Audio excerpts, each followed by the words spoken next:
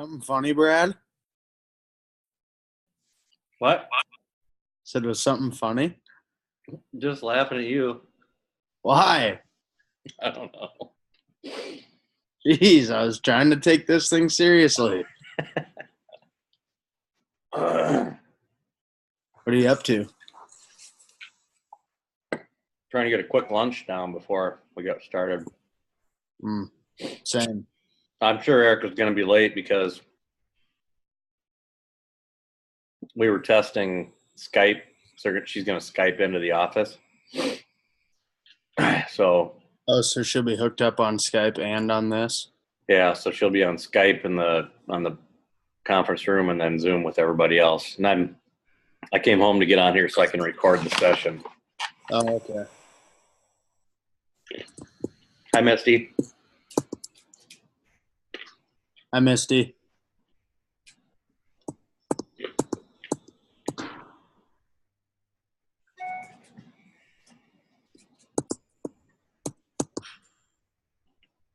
Hello.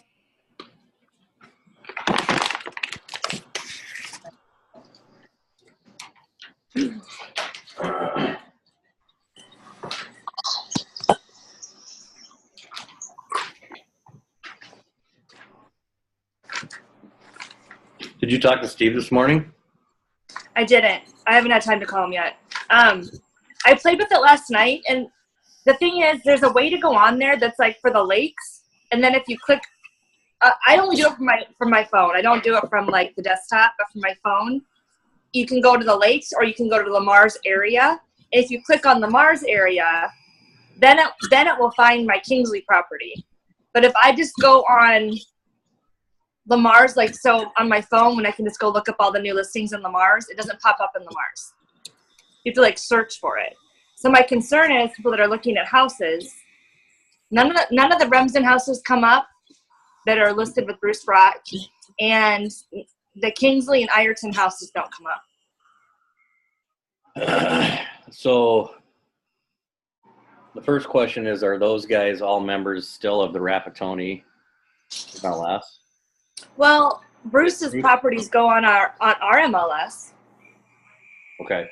I mean, you know what I mean? Bruce's properties go on, like when he gets a new listing in Remsen or Lamar's, that comes on our MLS, and I see that in the morning. So that means they're part of our MLS, right? It should be pulling it. I think that I want to talk, maybe get it so you and Steve and I can talk at the same time. So just so Steve knows how it works.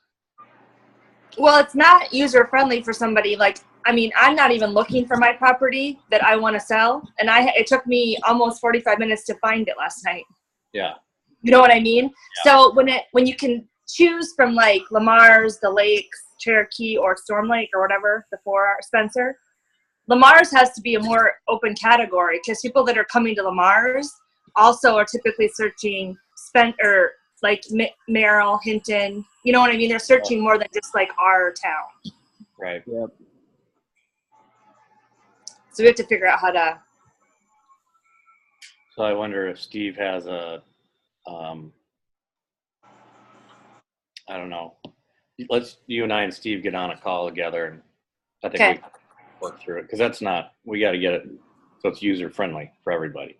Well, and maybe it's different from a computer. I don't know, but we still have. I mean, I would say the majority of our clients are using phones to look at properties, and I do from my phone because it's easier to put it on social media from my phone than it is from my computer. Wow. So that's why because if I look up a property from my phone on Exit Realty Midwest, I just hit that little square button and it'll go right to Facebook or right to Twitter. You know what I mean? It's really easy for me to like post it that way. So. How did you do that Snapchat yesterday? That was from my phone too. That was from going to Exit Realty Midwest, choosing Snapchat, and then picking who to go to. Yeah. I don't know what it looked like. Did it stay for very long? Like long enough, or can you go back and look at it? I'm not like savvy with Snapchat yet. I'm just working on it. But I sent it to you guys, and I sent it to the Sioux City agents that I have, because the Sioux City agents right now are not going to see that on their MLS, you know? Yeah, so it's it's gone. Oh, it's gone now? So I have to So put it on my story then? you can put it on your story. The only other way that you can get it to save on Snapchat is like if somebody opens it, if you hold down, so if you hold down on a link, Misty, I just sent you something. I can So see it, yeah. okay, once you open it, hold down on it, and then it'll save. So your link will that link will always be in your inbox. In whoever I send it to or just in mine? Yeah, but the person that you send it to has to save it, not you. Okay. So like if I send anybody in here a Snapchat, if they hold down on it, it'll automatically save in that chat. So anytime you open it up, it'll be there. It's interesting. Last night, though, I snapped that to every agent I had in Sioux City and you guys, and I got a response back from everybody, like within moments. I mean, everybody was like looking at their Snapchat, I guess. I think people feel more obligated to reply to a Snapchat because you can tell if somebody's opened it or not. I know. Maybe that's why. But I mean, it's way faster than texting it. I mean, it was just funny how like everyone's like, thanks. So yeah.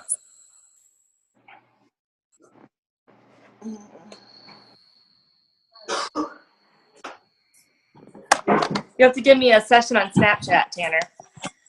All right. I'm all over it.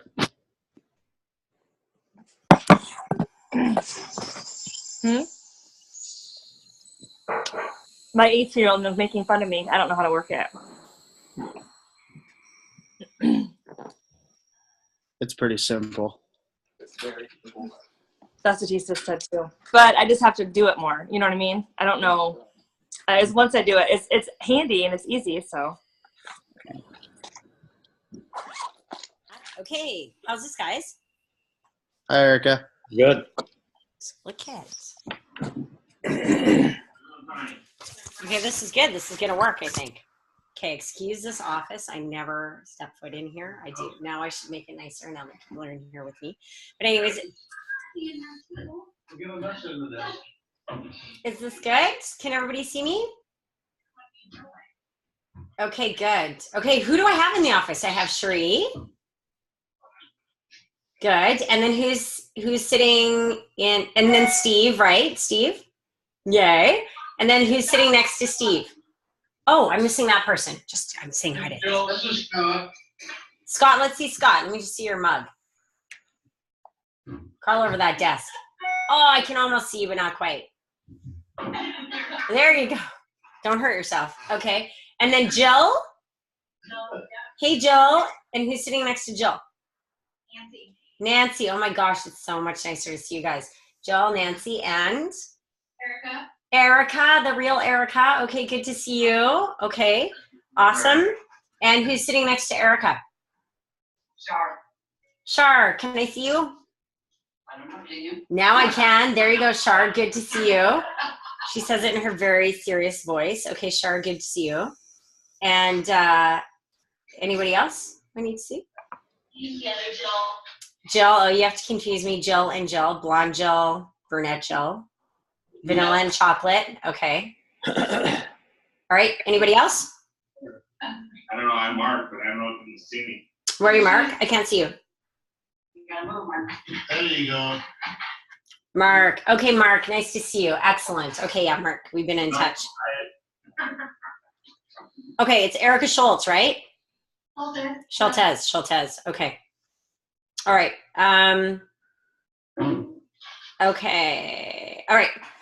So you guys, I just want to speak to resistance. We create the resistance in our life. This world is resistant. If I had everybody get up and touch their toes right now, would there be a bit of resistance? Yeah. If you actually did it after we got past that resistance, would you feel resistance in your body, putting your hands on the floor while you kept your knees straight? Would you feel some resistance? Yeah? Okay. Did you feel resistance in the last week with your significant other, whether it was taking out the trash or returning a phone call or other stuff? Have you felt resistance with your relationships? We do, right? Communication issues, resistance issues. Do we feel resistance to the weather sometimes? You just feel this resistance. I don't want to go out in it. I don't want to be around it. I don't want to, resistance financially. You know, I don't want to spend that money, or it's a little bit tight to do that, or, right? So we live in a world of resistance, and there's a lack of flow here. And then on top of that, on this matter type world, we have resistance going on in our mind. And as long as you're sitting in resistance, you're perpetuating your existence in a painful way. Okay? As long as you are resisting, what you resist persists. And so where this comes from is this morning when I was doing my morning yoga, there was a quote that said, choose happiness today. Easy, choose happiness today.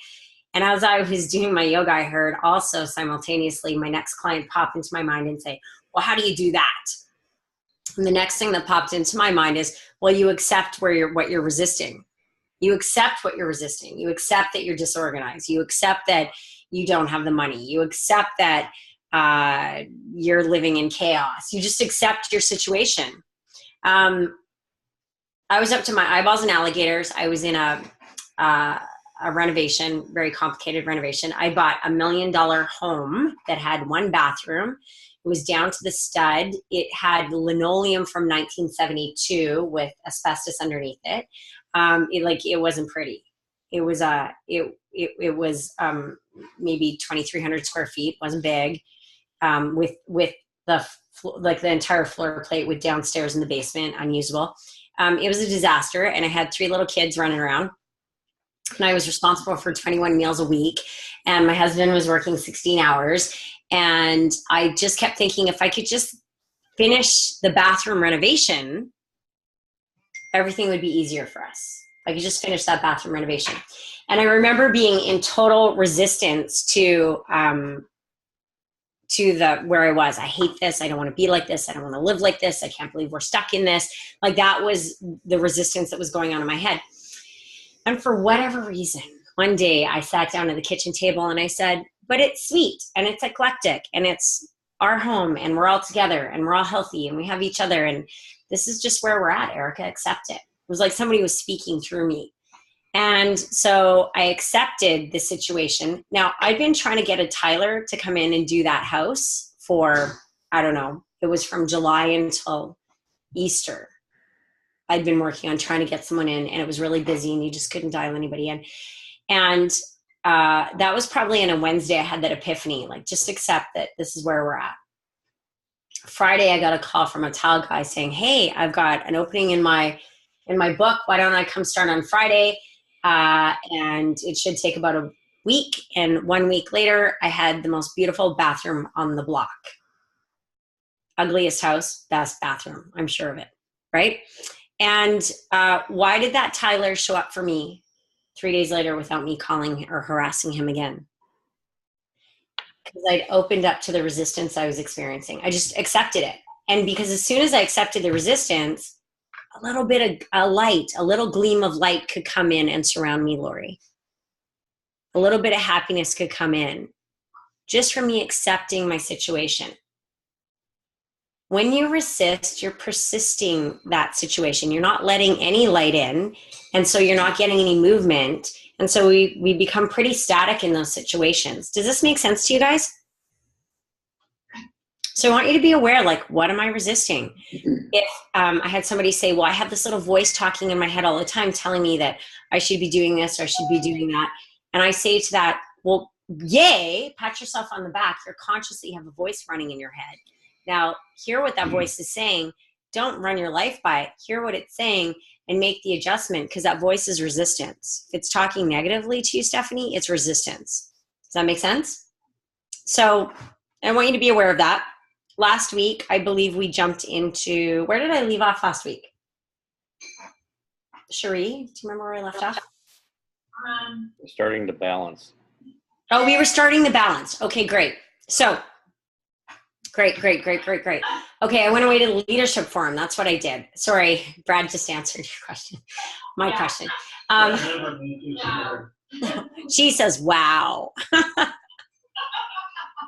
So, okay, let's go back to this. All right. So I talked to Craig Witt yesterday. Everybody know who Craig Witt is? He's the U.S. president, president for franchise operations within Exit. So he took over Tammy Bunnell's job.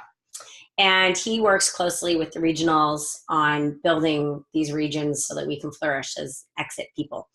And we were talking about what regionals need to do, because you guys need to go and talk to the community to sell houses. The brokers need to go talk to other agents to build their brokerages, and the regionals need to go talk to anybody who would be willing to buy franchises. So they talk to other brokers from other companies. They're constantly networking with accountants and lenders and anybody they can get in front of. They're just, hey, will you hear my story? Can I share with you? You might know somebody that might know somebody that might be interested. Regionals by far have the hardest job. And Craig said, what do you think they need? And I said, well, I think they need to get over their own discomfort with talking to people, because there's a lot of our regionals are not necessarily hunters. You guys happen to have a regional that is a hunter. You're good. But we have some regionals that aren't natural born hunters. They don't want to go out and talk and prospect and prospect and prospect. And so what do they need? They need exactly what I'm teaching you today. They need to learn how to deal with their emotions so they can walk through the things that are blocking them, their resistance, so they can walk through their resistance. So how I started off last week is I said, who am I being? Am I being my child, or am I coming from love? I can either come from my child, from fear, or I can come from love. Everybody knows the difference between child and love. Does everybody understand why I use the term child? No? Anybody kind of perplexed by that? When we come into the world, our first 7 years of life, we're brand new to the planet. We are surviving our experience for our first 7 years. That's where our programming and our imprinting takes place. So our parents, all that imprinting gets placed on us. And based on our environment and its reactions to us, because we are the center of attention when we're kids, we are the end all be all. That's how kids are supposed to be. They're supposed to be self-absorbed, so don't criticize them for it. But while they're being self-absorbed, they're saying, why? Why is this happening? Why is this happening? Why is this happening? Why is this happening? And because they're self-absorbed, everything comes back to them. Well, I must have done this, or I must be bad, or I must have said the wrong thing, or I must be all alone, or nobody must care about me, or right? And we form all our limiting beliefs between 0 and 7. We also form our good beliefs if we're being programmed with fantastic stuff too, right? So, but then after the age of 7, get this, we just live off those programs. So even though we think we're getting smarter and wiser and more capable, our neurological pathways are those programs. And all of our programs are manifesting. Remember, they're attracting in based on what we're thinking and feeling. So in fact, our personalities are formed in our third and fourth years. We come with a component of our personality, so God-given. And then within our first 3 years, we have our first noticeable failure, where we get that we failed at something. And it could be as simple as you wet the bed again in the middle of the night. It could be an older sibling or brother, sister or brother having a moment themselves, and you're experiencing it and it feels uncomfortable and like a failure, right? So they're quite banal circumstances, like we can't prevent them. But to survive that moment, we make a choice. Well, if I'm nurturing, I can get through this. Well, if I get a little louder and more assertive, I can get through this. Well, if I just use a little logic here and think things through, I can get through this. Oh, if I just do a little dance and I'm entertaining, I can get through this, right? Those are the 4 major personality styles I just went through, D, I, S, and C, right? So boom, that works for us. We survive that moment. 3 or 4 years later, we'll have another big failure. Boom, that personality gets reinforced. We live off that personality till the day we die. Okay, unless we consciously go in and say, well, I want more. I want to be more nurturing, or I want to be more detail-oriented, or I want to be more driven, results-oriented. That's a conscious choice you make. It doesn't happen automatically. So basically, we have 50, 60, 70, 80-year-old, 90-year-olds walking around based on 7-year-old programming. And that's where the child comes from, right? So am I being my child? My child comes from a place of insecurity, because that's what happens when you're 7, you're insecure. And so you should be. And so as community, as older people, that's why we want to reinforce children. We make decisions from that insecure place. The reason why I'm teaching you this exercise is so that you can make decisions from a loving place, from a whole brain state, not when we're in our child state, in a fear state. We're either living on the right side of our brain or the left side of our brain, and we want to be whole brained. So the first thing you ask yourself is, who am I being right now? So I had a woman who had an agent complain to the real estate board about neglecting to present his offer. And she denied that was true. And we looked at her incoming, outgoing messages and texts and everything. And as far as I can understand, her broker can understand, she did everything to a T. But this agent was stuck on the fact she did not present the offer. And she was really upset about this. And I said, great, let's balance you on it. So this had happened about 2 weeks earlier. I said, who are you being right now? I said, what are you feeling right now? And she said, well, I feel like betrayed. I feel less than. I feel guilty. I feel shameful. Like I feel embarrassed that this is all happening because I did what I was supposed to do. I said, great. So just be with that feeling. I said, who are you being when you're with that feeling? Are you being your child? Or are you being love? And she said, well, I'm being my child. And I said, great. I said, so now I want you to give yourself permission to feel that embarrassment. So she closed her eyes. You have to close your eyes to do this, you guys. So she closed her eyes and she went inside and she went looking for that embarrassment. And she said, oh yeah, it's right there. And I said, where is it? She said, it's in my chest. I said, great. Well, then be with it in your chest. And you could see her going, doing,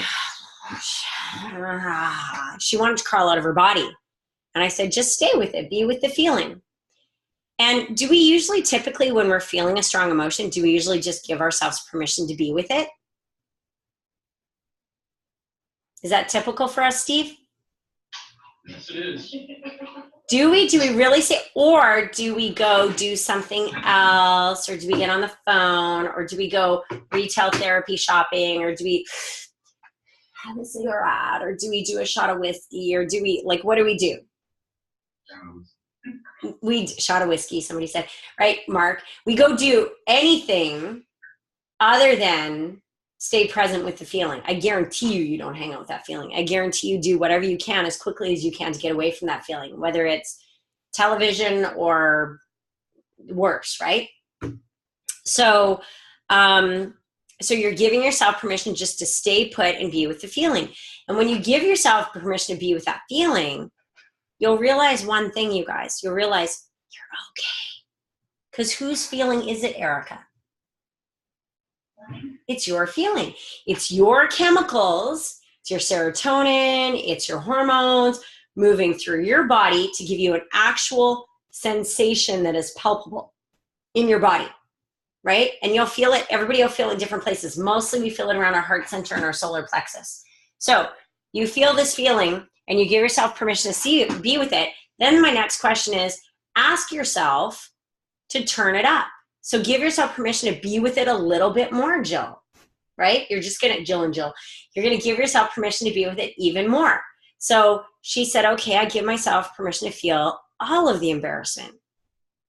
And I said, how are you doing? And she goes, I'm okay. And I said, great. Then I always say to help you, is there a color attached to it? And she said, yeah, it's red. I said, great. How big is it? Just for reference, how big is it? Is it the size of a golf ball, a dinner plate, a medicine ball? How big is it? She goes, it's like beyond my body. I said, awesome, it's big. So be with it. And she sat with it. And then I said to her, the next question is, ask yourself, subconscious, because what is our subconscious? Subconscious is our body, right? I can point at the office because I thought point at the office. So my subconscious, before I could even think about how to do it, already had my arm reaching and extending past me to point at you guys, right? If I go to take a drink of water, my reflexes and my subconscious already know that program, how to swallow, boom, I've already swallowed the water before I can even think about it. I'm going to raise a glass to my lips. I'm going to, right? My subconscious is operating my heart, my digestive system, my nervous system, my autoimmune system right now. Like all of that's happening in the background without me even thinking about it. It's like 40 million bits per second it's processing. Meanwhile, the conscious mind that chose for you to take this class is operating at 40 bits per second. They can't handle as much as the subconscious.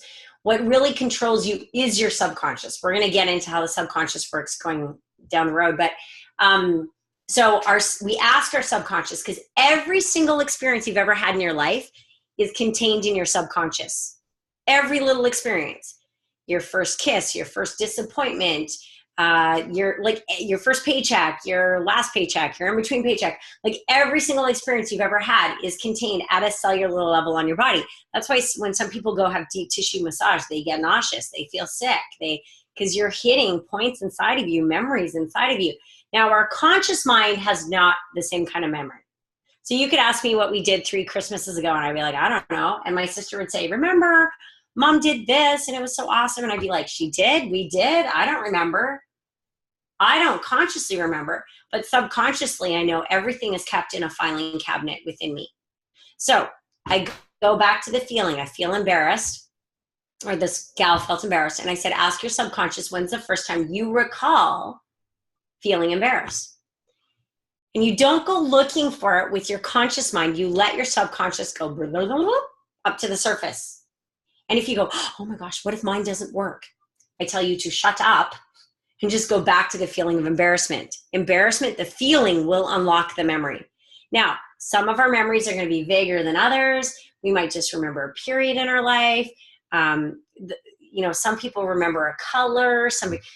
But whatever comes is right. Can you acknowledge that? Whatever comes to the surface is right. We're not going to analyze it. We're not going to second guess it. We're not going to doubt it.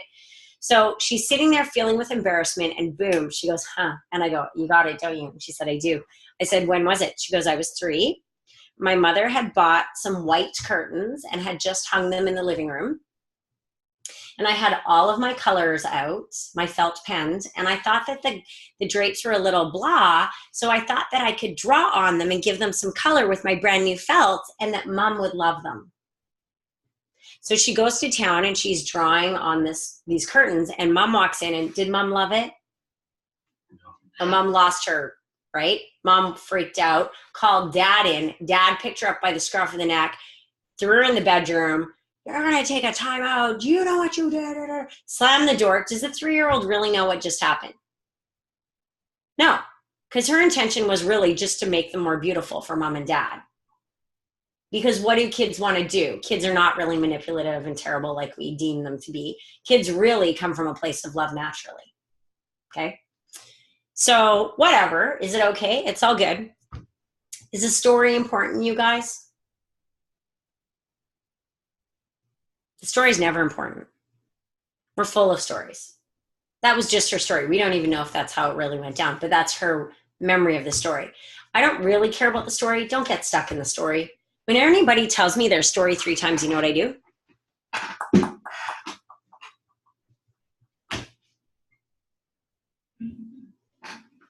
Because I'm not doing you any favors if I sit and listen to it a 4th time or 5th time, because now I'm collaborating with you, I'm co-creating with you, and we're just creating more of the same.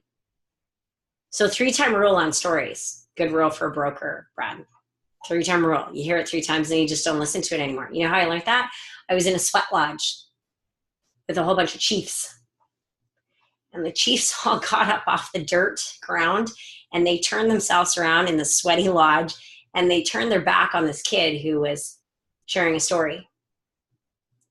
And the one chief leaned over and he said, we don't listen more than 3 times. Waste of time. And I thought it was terribly rude at the time, but I got it. It was perpetuating the story, and we're all caught up in our own stories. We have a story for everything. So I'm not going after the story here. I'm going after the limiting belief. So then the story comes up for the 3-year-old. I said, what was the limiting belief behind that story? And she said, the limiting belief was, I'm a bad person. I'm a bad person. And I said, were you a bad person? And she said, no, but based on my parents' reactions, that's, then I really thought I was a bad person. I really thought I was a bad kid. Right? And I said, okay, so here's the next step. We need to take you out of this whole game right now that we're playing. It's a game I was playing with her. Take yourself out and go in and talk to that 3-year-old little girl, wherever she is. She goes, well, she's in the bedroom. I said, well, then go sit on the bed with her. And I said, what do you need to say to her? And she said, well, I need to go tell her that she's wonderful and lovely and amazing. And it was a misunderstood action. And yeah, it must have been terrible for her. And she said, it's silly for her to be upset. And I said, never silly for the little kid to be upset. You need to accept that the kid was upset. So say, I'm sorry you felt that way. Don't make them wrong again. Just accept that's how they felt. Now, are you a bad person today? She said, no. I said, go tell her what you're doing today. Like fast forward 43 years. How are you doing today? Well, I'm a great person. I do lovely things for people every day, and I'm in charge, and I make choices, and nobody can reprimand me like that anymore. I said, great. So go in and tell her that you're in that great place and that she doesn't need to operate your real estate business. Because that little kid was coming up, and she was the one that was representing herself with that other complaint to the board, with that other agent's complaint to the board. So she goes in and she talks to her little girl. Get this. What happens when you go in and you talk to your child? See, nobody could do it back then when she was 3. She didn't have the wherewithal. Her parents were wrapped up in the curtains, and I probably would have been wrapped up in the curtains too. So nobody went in there to really support her. But she has the opportunity now, today, 43 years later, she has the opportunity to go in and do something about that. So she goes, she talks to the little girl. She comes out. I go, how do you feel? She goes, I feel lighter. I said, good for you. You just cleared something. I said, close your eyes and see how that medicine ball feels. And she said, well, it's still there, but it's the size of a golf ball. So we went in and did it again. This time the story came up around her brother, and her brother making her look foolish in front of her friends, teenage years. So we went in, we found the limiting belief, because the story is irrelevant. It's just an experience. We go get the limiting belief. I'm stupid. And we go in, are you stupid? No, I'm not stupid. I felt stupid. Okay, are you stupid today? No, go make it right with that teenager. She goes and makes it right. She comes out. Go, how do you feel? She goes, it's just like a pinprick now. I said, go back one more time. So she goes back one more time, and her ex-husband and her were having an argument where she was belittled or he was condescending. So she went back and she healed that. I said, how do you feel? She goes, I'm free, man. She goes, I feel 1,000 pounds off my shoulders. I said, excellent. All right, you're done. She goes, now what? I said, you just changed your vibration. You were going around selling real estate, holding a vibration that was keeping you operating at a lower level. You just shifted it. Just go have a great day. So guess who called and dropped the complaint to the board? The agent called and dropped the complaint. Is that, now she never talked to anybody. Is that a coincidence? Is that a coincidence? No. You guys attract people into your life to have another opportunity to go back and heal previous experiences. That's what kids are. Kids come into our life as an opportunity to go heal stuff that we couldn't heal as kids. So now we have kids, same stuff coming up. We have the opportunity to go back and heal it. Partners, relationships, significant others, wives, husbands, they come into our lives as mirrors to teach us about ourselves. But we're mostly not getting the lesson. We're mostly saying, oh, he doesn't pick up the laundry, and he's terrible at this, and he does too much of that. I wish he could be more like this. And right? Or she's more like this, and she's like, both goes both ways. We mostly are finding fault with everybody else. Anybody know they're guilty of that? Totally, right? We're missing the most valuable opportunity that these people are giving us. Sometimes people do the most terrible things to us, and we really need to send them thank you note and flowers and say, thank you. What an opportunity to change where I was vibrating at. What an opportunity to change where I was stuck. What an opportunity to allow me to grow and evolve, because this is what I believe we're doing. I believe we're evolving, but we're not going like this evolving. We're going like this. And we're getting our lessons, and we're receiving our messages, and we're evolving. So when an agent loses a deal, they can stay stuck in their underwear watching Golden Girls not shaving for a week, or they can get right back up and get out there again because they've balanced their own emotions. Does this make sense to you guys? Now, what I really love is for someone to let me take them through, you guys should be on Zoom too, because then you could still see the office. Or they should be on Zoom too. maybe. Like if we had another computer in the office, then you guys could see the Zoom people. Steve will get that help. Sorry, Steve. I'm like coming up with all these genius ideas. Anyways, can you hear when the office talks, you guys? Can you hear them talking? So is anybody in the office willing to do this exercise with me and I'll lead them through it? Or do you want to hear another example first? I'll give you one more example. Okay, I'm at did I tell you about this one? I'm in LAX. So my husband decides he wants to move to the island. He wants to leave Vancouver, move to the island. I'm like, no way. Are you out of your mind? So we're going to LA for his birthday to see 2 hockey games. And he, of course, doesn't renew his passport. So the night before, he realizes he has no passport to go to the United States. So I get on that plane to go to LA by myself. And he finds out later that there's another way he can get into the country. And he gets into the country, but I'm waiting at LAX for him. Now, meanwhile, my neck hasn't moved in like a good week since he announced we should move to the island. And so I'm doing this, right? I'm turning like this, but I don't equate it to anything. So because this applies to physical stuff too, big time. When I work with cancer patients or anybody with serious illness, I start with this work. So I'm sitting at LAX. I have a minute to myself. I go, oh, why don't I go in and work on my neck? So I go in and I say, what's the emotion attached to this? Boom, trust pops up. The emotion is mistrust. So I go and I sit in the feeling. Where do I feel it? Oh, I feel it in my, I feel it in my neck, but I feel it in my chest. So I give myself permission to be with the mistrust. I'm really feeling it. It's very uncomfortable. I say, okay, subconscious, when's the first time in my life I remember feeling this? Who am I being? I'm being my child. When's the first time I remember feeling this? Boom, 12 years old, parents divorced. Here's the story. Ready for the story? My parents divorced. We had moved into a gorgeous house for the first time in Woodlands. My mom felt like she couldn't trust that my dad was going to show up for her, so she moved us back into a rental property, which was a total dive across the street from my school. Really embarrassed, like total sugar shack. Like we finally moved into this gorgeous home from a condo. We lived in a condo forever. Finally, right back to the rental property with shag carpets and baby blue siding and right in front of the school.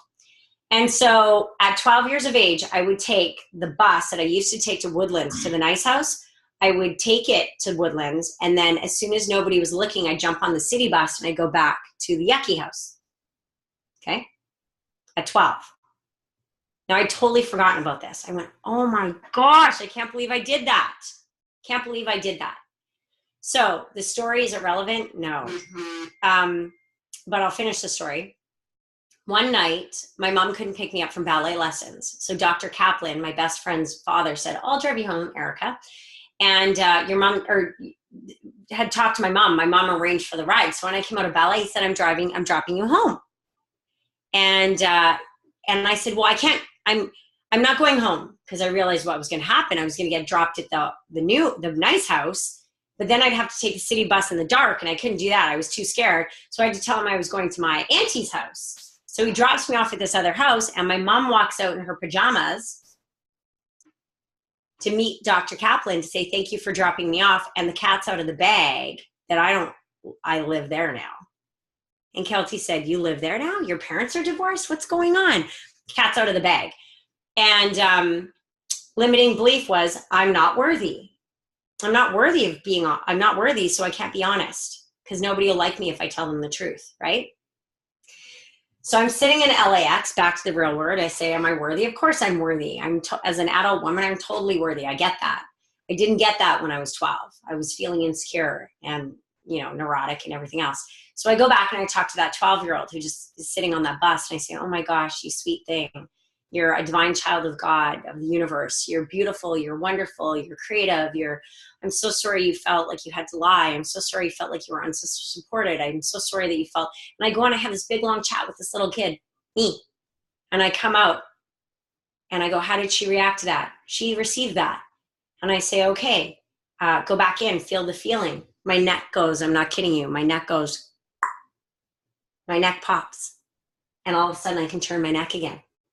3 nights later, I'm sitting in LA at a beautiful restaurant with my husband on his birthday. And I said to him, you know, you wanted to move. And what that triggered in me was insecurity around I'm not worthy, because I've worked my ass off to live in Vancouver and to make it work while all our friends had to leave because the city was getting too expensive. And I bought a wicked piece of property and I've made this work. And now you're asking me to leave it. And I guess my ego's tied to that house. And so, yeah, I will take a look at moving now that I realize where all that was coming from. That need to hold on was coming from resistance and insecurity. And I only found it by going through my neck and remembering the bus trips. And he said, you did all that? And I said, yeah, I totally forgot about that. We live on the island now because I got over myself. But was that ego? Was that resistance? Was that all a message? Was it an amazing message in my neck? My body was physically telling me what my mind couldn't attach to because I was so in the dark. Does this make sense to you guys? It's an incredible healing exercise, right? And I work on it with agents that have lost deals. I work on it with agents who feel like they can't get started. I work on it with people who are scared to prospect. I work on like you name it. I work with cancer patients. I work with people with serious addictions. Right now I'm working with a 13-year-old. And you don't do this with kids. You don't go home and try this with your kids. And you don't go home and try it with your partners. You dial it in for yourself. But I want you to get fluent in the language of balancing your emotions. Who's interested in this? Tanner's giggling. Who's interested? I didn't see any hands go up except for Brad's. We got 2, 3. Okay. Jill, chocolate. Vanilla, I got you in. Erica. Okay. Good. Who's sitting next between Jill and Erica again? Nancy. Okay, good. Nancy, you in? Yeah. Okay. You're a little trepidatious, I know, but we'll get you there. Okay. So, does anybody want to do it with me? Now, here's a cool thing. You can do it with me and not tell your story. You don't have to tell your story. I don't need to know your story to do this work with you. You don't have to tell your story. You don't have to tell your story. So I didn't have to tell the part about taking the buses, and I'm just telling you that because I don't mind telling you that. It's shocking to me that I did that as a 12-year-old little kid. Like, what do you think of a 12-year-old little kid doing that? Does your heart break? Trying to clean up the mess? Okay, who's doing it? Oh, we got Mark. Mark's doing it. No, it's Jack. Oh, Jack. Mark is not doing it. Mark is very quick to point out, no, Jack is doing it. Jack, get back there. Get your butt back in that chair. Can you guys hear them if I be quiet? Okay. All right. Such a disaster in this office. I'm so sorry. Okay. Jack. Okay. Tell me your problem. Not in this office, in my office. Jack, give me in 1 or 2 minutes, what's bothering you? Is it Scott? Jack. Is it Scott or Jack? Scott. Scott. We're calling him Jack for purpose of the exercise. To keep it incognito.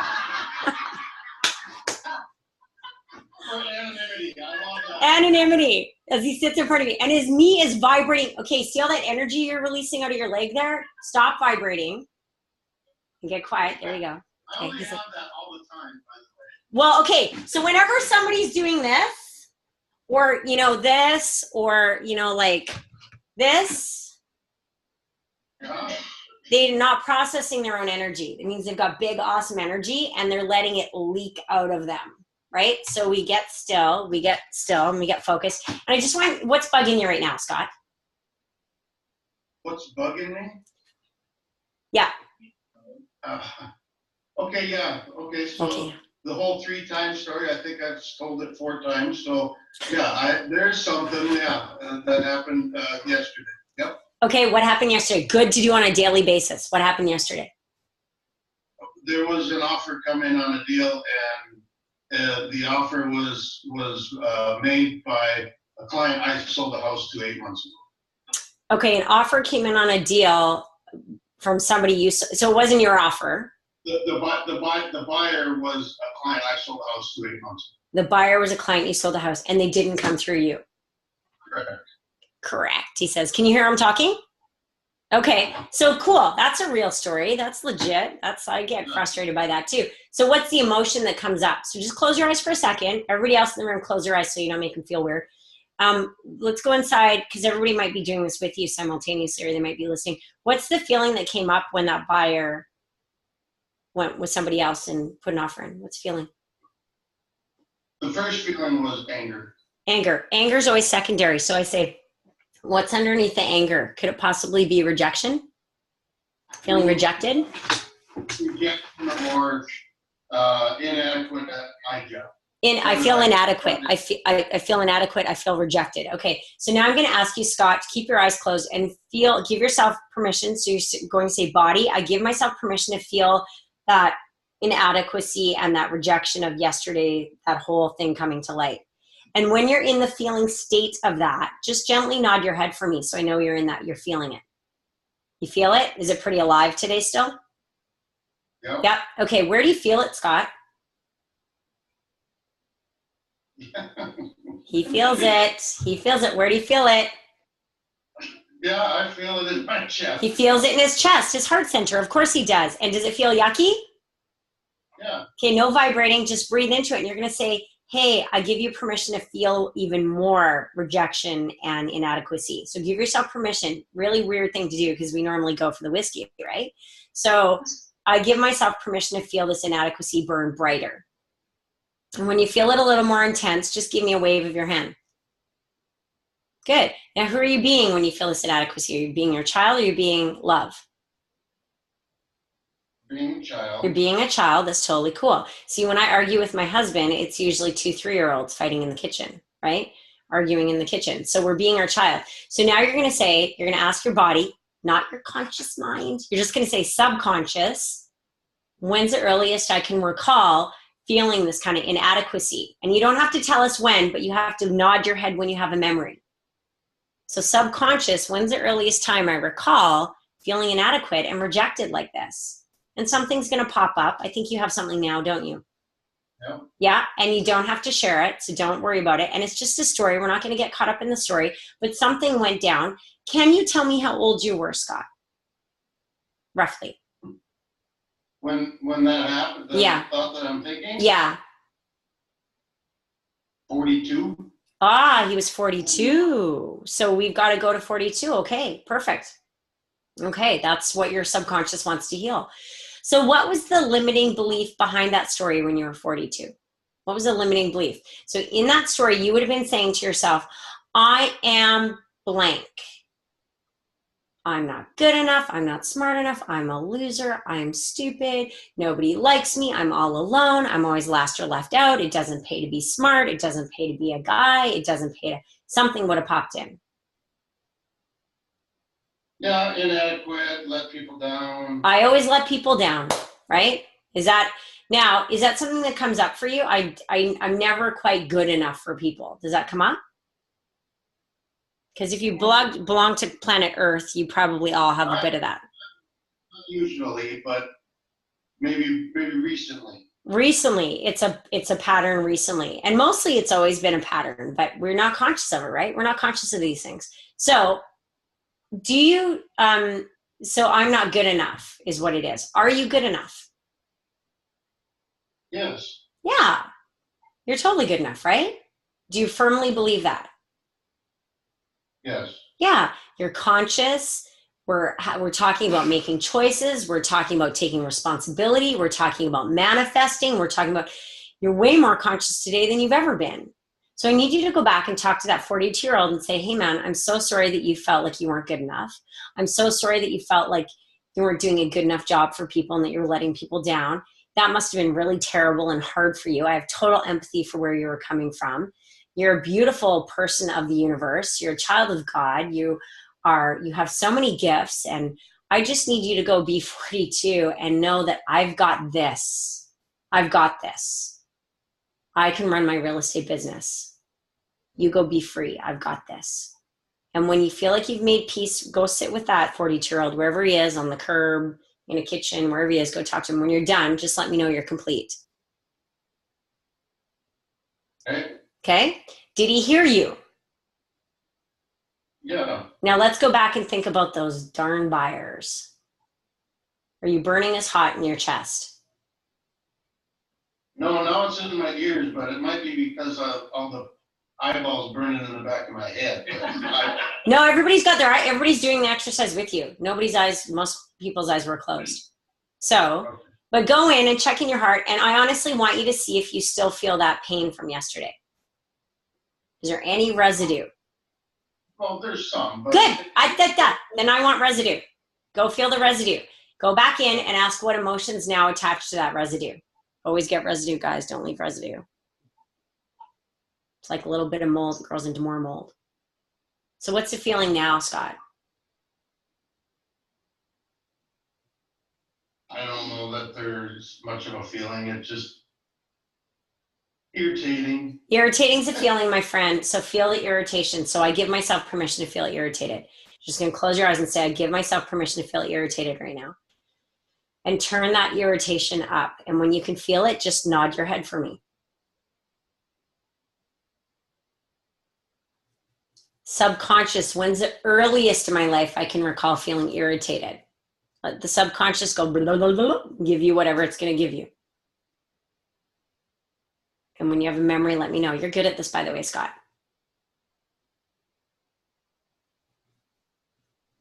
And if you're not getting a memory, are you getting a memory?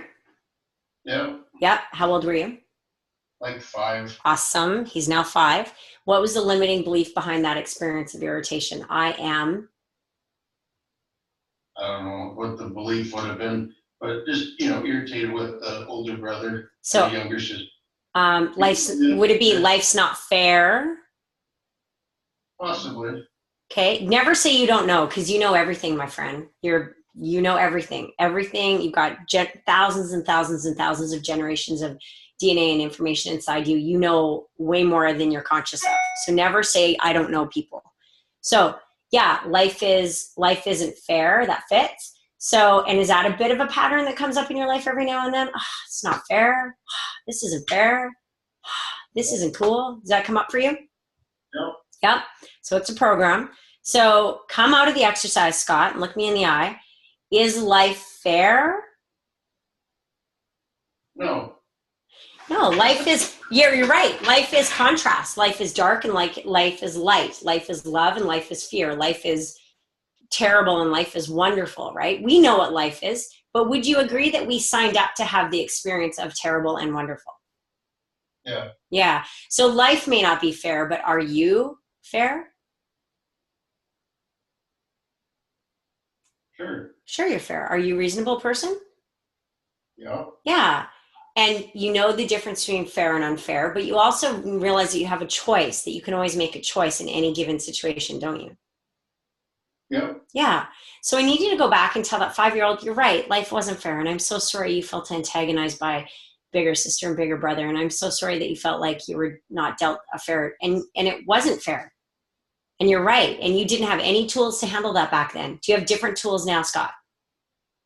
Yeah. Yeah. So you go back and you say, I'm so sorry. I need to give you permission to go be 5. And I understand and I empathize and I love you and I'm here for you and I support you. But let me make the choices now, because I'm so much wiser and more together now, 30 some odd years later.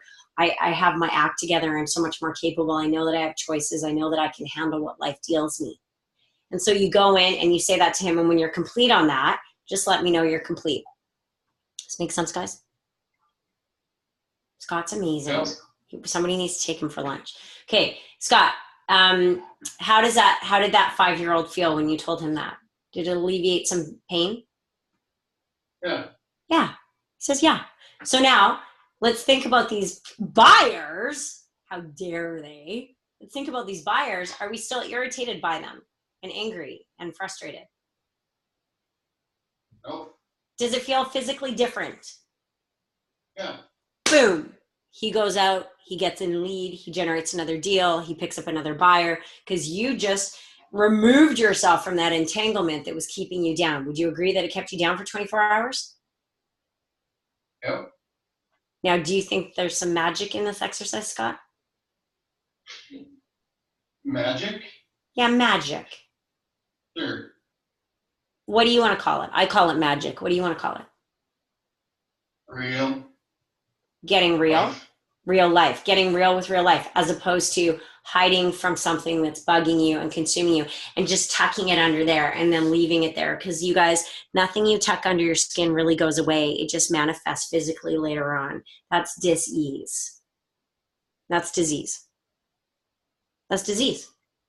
That's what erodes relationships. That's what erodes financial matters. That's what erodes your health. Just an accumulation of that over time. That's all it is. How many people get that? You guys get that? So Scott, what you did was amazing. Everybody, a round of applause for Scott. Thank you. Look at him run. Oh my gosh, look at him run. He ran, he jumped out of the chair. So does this give you guys a better idea of what we're doing here? How many people want to learn how to dial this in? Next week, we're just going to play with it. So bring little problems, bring little issues, bring little challenges, bring big challenges. You can even text me the challenge and I'll do it with you in front of the class without talking about the challenge. So let's get into doing this so we can do some healing, so we can raise our vibrational levels, so we can go out and win, lead ourselves, so we can lead. I do this every morning. Every morning I go back and something pissed me off yesterday, and then I go in and I deal with it. Somebody rubbed me the wrong way, did something irritate me, and then I go in and I heal it. Every day, clean slate, higher vibrational level. When you raise your vibrational level, some pretty cool stuff starts to float into your life. The life I'm living right now, I'm so blessed, and I know it's from working with my emotions on a regular basis. Who's excited? A quiet excitement. Brad's waving enthusiastically. Okay, good. Yay! Let's say yay. Okay, yay. Yay! Lori's got jazz hands. Okay, go have a fabulous, wonderful day in the Iowa sunshine, yeah? Okay, no sunshine. No sunshine. Okay, huddle together. Keep warm. Good luck. All right. Thanks, Erica. Okay, thanks, you guys. Be well. Keep warm. All right. Bye-bye. Thank you, Scott.